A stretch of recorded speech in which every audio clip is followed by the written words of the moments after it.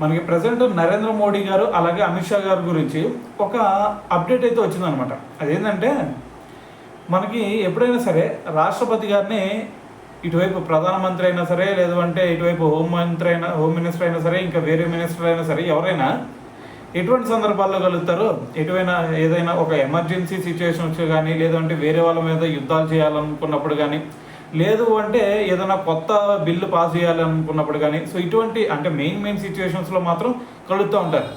కానీ ఇప్పుడు కూడా మరి నరేంద్ర మోడీ గారు అదేవిధంగా అమిత్ షా గారు, సో ఇద్దరు ఒకేసారి కలిసింది కాదు, ఇద్దరు సపరేట్గా వెళ్ళి గెలిచారనమాట.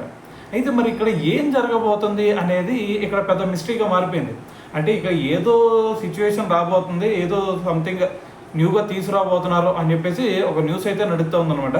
అయితే దీని గురించి ప్రస్తుతం అయితే ఎటువంటి అప్డేట్ అయితే ఇంకా రాలేదు. సో మరి ఒకసారి కనుక దీని గురించి అప్డేట్ వచ్చిన తర్వాత మళ్ళీ దీని గురించి అయితే మనం మాట్లాడేసుకున్నాం.